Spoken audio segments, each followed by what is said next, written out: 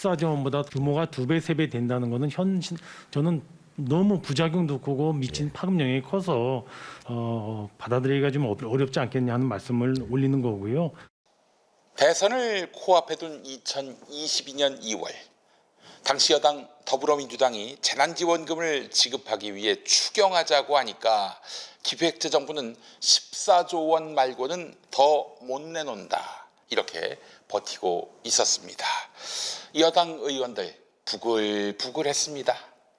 민주주의의 기본 원리를 근본적으로 부정하는 발언을 하는 게 현 정부에서 민주주의의 어떻게 보면 가장 수호자라고 자처하는 정부에서 이게 가능한 건지. 35조, 50조 얘기를 하는데요. 합의해서 가져오면 정부가 받아들여라.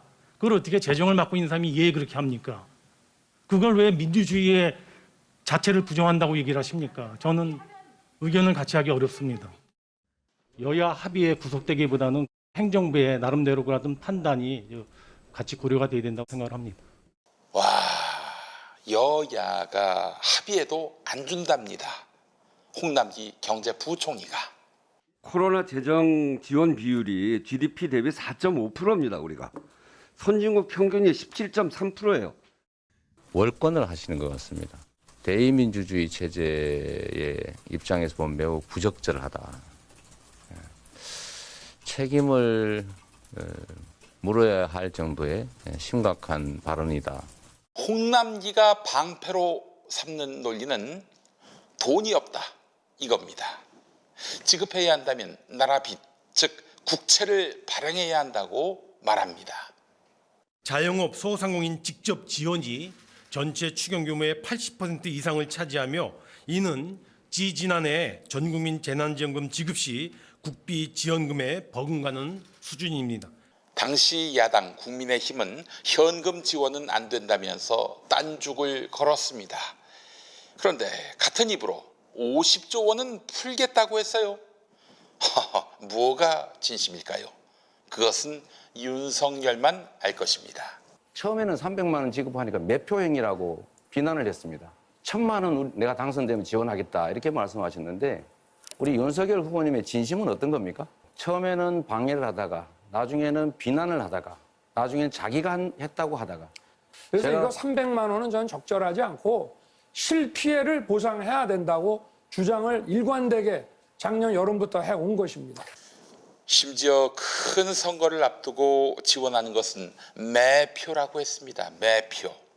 이제 선거가 바로 코앞이라고 300만 원씩 나눠준다고 아주 매표 행위를 합디다 보니까 여러분들 이런 거에 속지 않으시죠?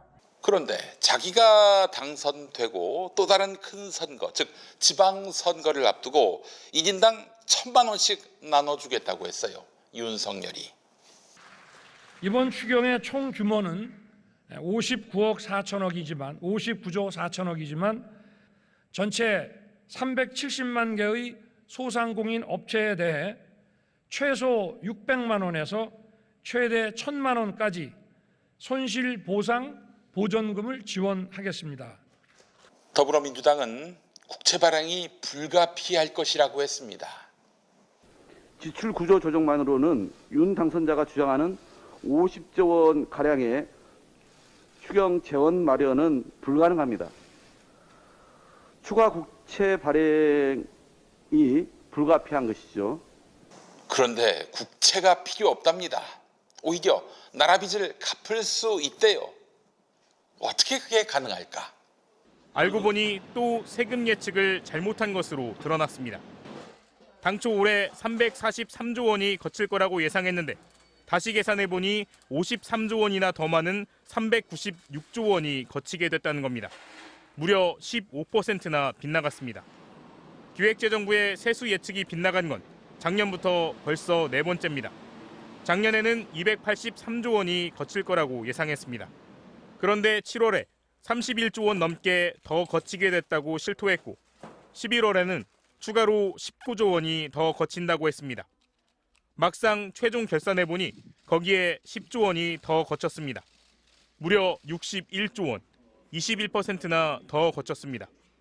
그 정확한 세수 추계가 어려워 생기는 문제라고 홍남기 부총리는 변명을 하지만 아니네. 17년에 정확히 그 기재부 관료 중에 일부가 누군가가 저희한테 앞으로 이런 정도 규모의 정확할 수는 없습니다만 네. 규모의 그 예측치보다 높은 추가 수세가 들어올 거로 보입니다라고 했는데 거의 비슷했습니다.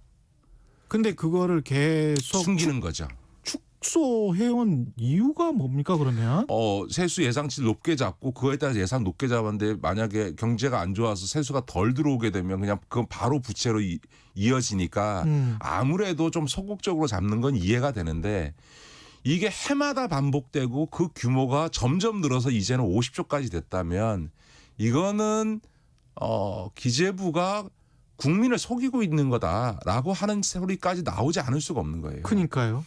초과 세수 개념이 복잡하지요. 쉽게 설명하겠습니다. 내년에 제가 장사해서 1억 원을 벌 거라고 예상했습니다. 그러면 1억에 맞게 예산을 짜겠지요. 인건비, 경상비, 원자재비 등. 근데 2억을 벌었습니다. 그러면 넉넉하게 2억을 쓸 수 있음에도 1억을 썼으니까 얼마나 짜게 예산을 책정했던 것입니까? 종업원 월급 올려서 사기 높이고 좋은 재료를 써서 단골 늘리고 그렇게 할 수 있었는데 못했단 말이지요. 세수 추계의 오차가 컸던 거에 대해서는 정말 다시 한번 또 송구하다는 말씀을 드립니다. 이렇게 실제로 돈이 남아도는 동안 기재부는 나라 곳간이 비어간다며 돈줄을 재고 쓰지 않고 있었습니다.